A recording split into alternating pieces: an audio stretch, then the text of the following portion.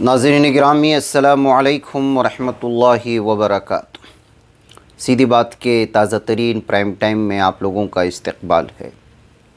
नाज़रीन गिरामी, मैं अंसार अज़ीज़ नदवी इस वक्त आप लोगों के सामने कुछ अहम तरीन ख़बरें, कुछ वायरल वीडियोस और कुछ तनक़ीदी तज़्ज़िये लेकर के हाज़िर हुआ।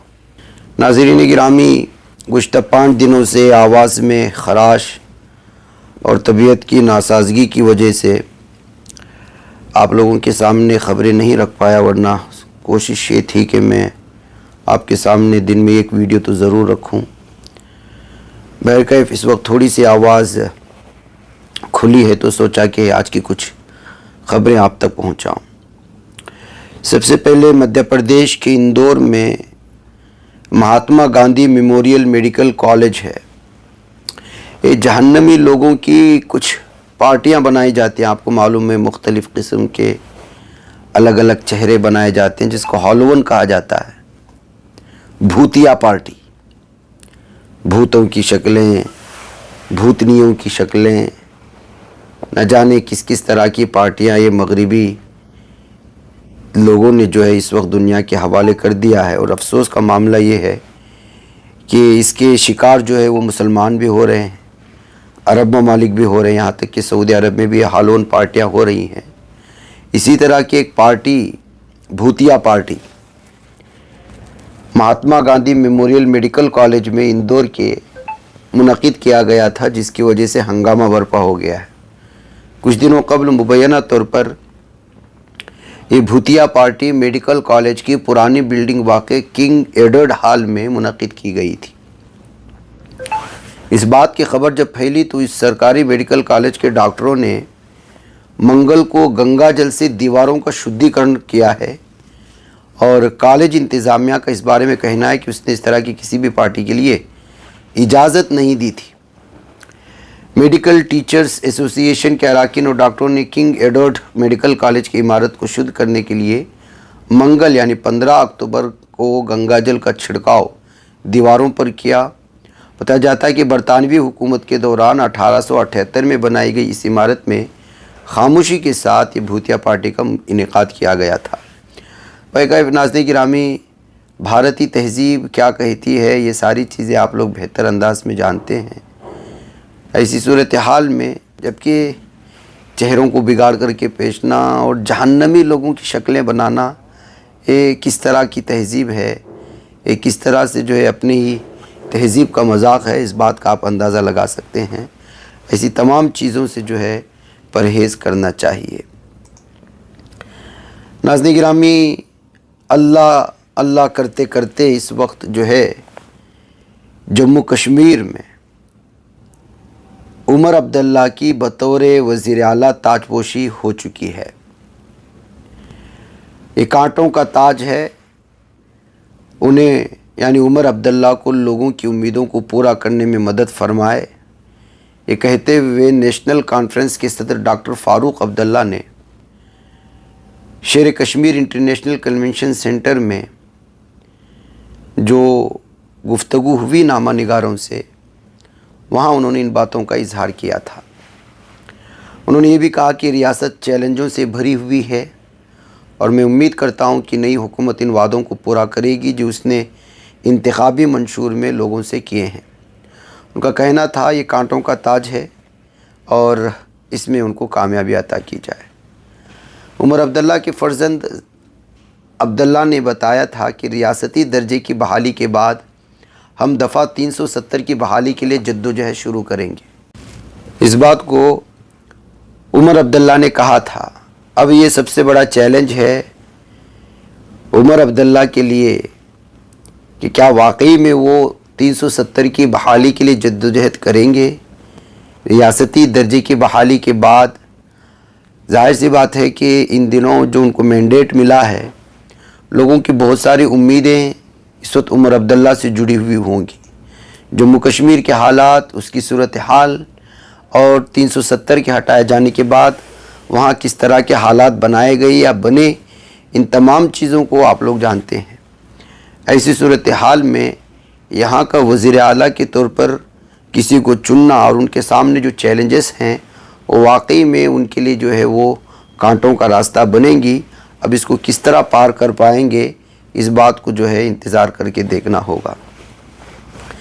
ناظرین گرامی، بہرائچ میں درگا کی مورتی وسرجن کے دوران جو ہنگامہ ہوا اس بات کو آپ جانتے ہیں. پیر کی صبح پھر ایک بار سے بہرائچ میں آگزنی اور توڑ پھوڑ کی صورتحال بھی دیکھنے کو ملی. کئی دکانوں گھروں میں توڑ پھوڑ کی گئی، ان میں آگ بھی لگائی گئی. اتنا ہی نہیں، بائک کے شو روم اور ایک اسپتال کو بھی نہیں بخشا گیا. ایک خاصا طبقے سے جڑے ہزاروں لوگوں کی بھیڑ نے کئی گاڑیوں کو آگ کے حوالے کیا، جس علاقے میں کشیدگی بڑھ گئی.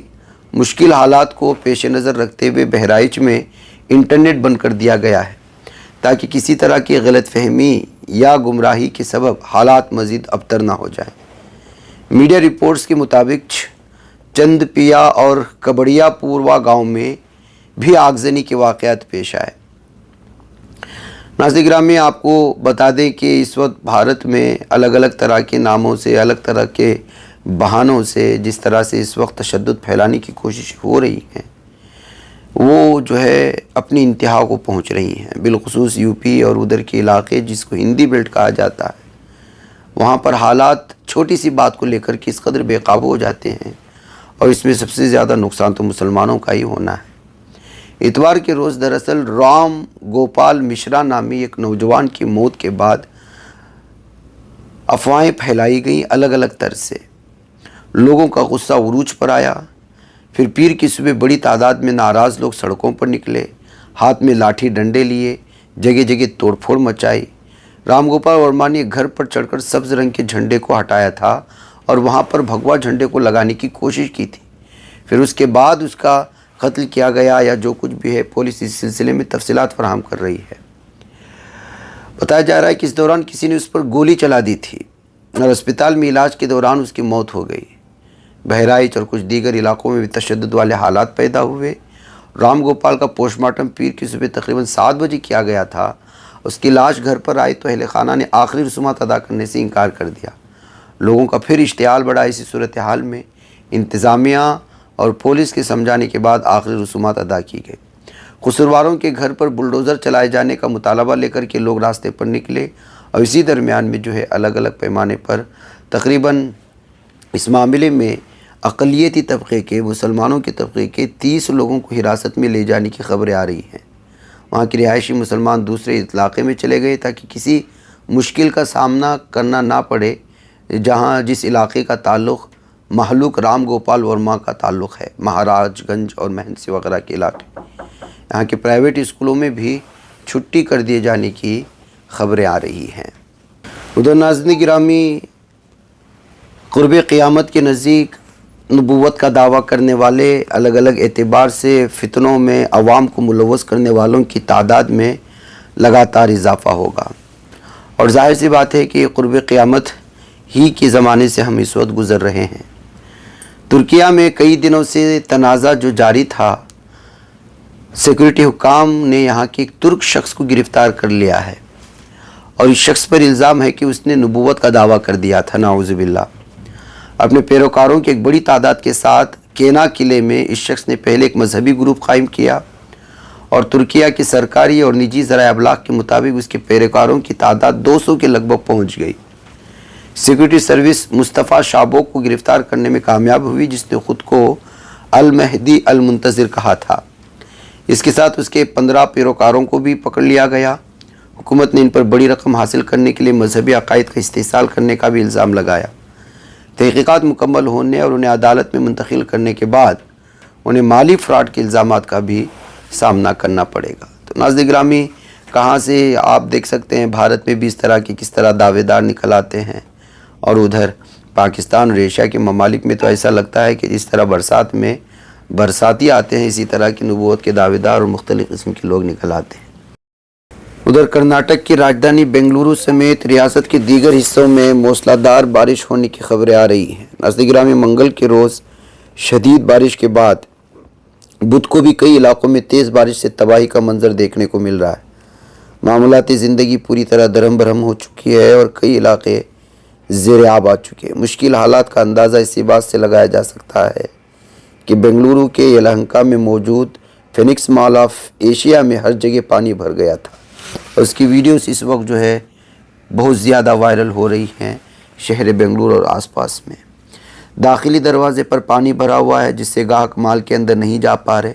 یہ بنگلورو کا سب سے بڑا مال ہے جہاں لوگوں کی زبردست بھیڑ دیکھنے کو ملتی ہے۔ منگل اور بدھ کے روز ہوئی بارش نے اس شاپنگ مال کے انتظام و انصرام کو تہس نہس کر دیا ہے۔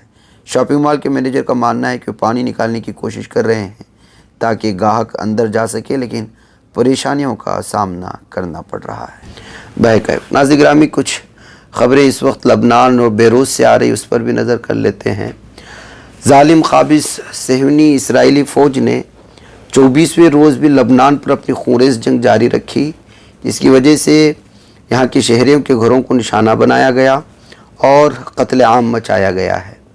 قابض فوج نے جنوبی لبنان کے علاقے الزاحیہ اور بیروت کے اطراف میں بھی شدید بمباری کی ہے۔ دوسری جانب حزب اللہ کے مجاہدین پوری پامردی اور جانثاری کے ساتھ قابض دشمن کی دراندازی روکنے کے لیے شدید مزاحمت کر رہے ہیں اور اپنی جانب سے جتنا ممکن ہو سکتا ہے اس جو ہے درندگی کی انتہا کرنے والی فوج کو نشانہ بنا رہی ہے، اور جہنم واصل کیے جانے کی مختلف ذرائع سے خبریں مل رہی ہیں۔ ادھر لبنان کے وزیر صحت فراس الابیض نے کہا ہے کہ لبنان میں جاری اسرائیلی جارحیت کے نتیجے میں کم سے کم 13 ہاسپٹلز ایسے ہیں جو گزشتہ ستمبر سے لبنان کے خلاف اسرائیلی جارحیت کے نتیجے میں مکمل یا جزوی طور پر بند ہو چکے ہیں۔ الابیض نے منگل کو میڈیا کے بیانات میں کہا کہ قابض اسرائیلی فوج بیروت میں وہی کچھ کر رہی ہے جو اس نے غزہ پٹی میں شہریوں اور انفراسٹرکچر کو نشانہ بنایا ہے اور انہیں تباہ کیا ہے۔ نشاندہی کی کہ اسرائیلی جارحیت کے نتیجے میں صحت کے شعبے پر بہت زیادہ دباؤ ہے۔ اس جارحیت کے نتیجے میں صحت کے شعبے کے 150 کارکن شہید ہو چکے ہیں۔ تو ناظرین گرامی، صاف وہی ہے جس طرح غزہ کی پٹی میں اسکولوں کو اور پناہ گزینوں کے کیمپوں کو اور ہاسپٹلز کو، زخمیوں کو نشانہ بنایا جا رہا ہے، اسی طرز پر اس وقت لبنان میں بھی اسرائیل کی جانب سے تباہی مچائی جا رہی ہے، اور دنیا خاموش ہے کہتے ہوئے الگ الگ تبصروں کے ساتھ ان کی تصاویر اور ویڈیوز کو سوشل میڈیا میں شیئر کرنے کی کوششیں ہو رہی ہیں۔ ناظرین گرامی، مجھے یہاں پر اجازت دیں، انشاءاللہ پھر ملاقات ہوگی۔ السلام علیکم ورحمۃ اللہ وبرکاتہ۔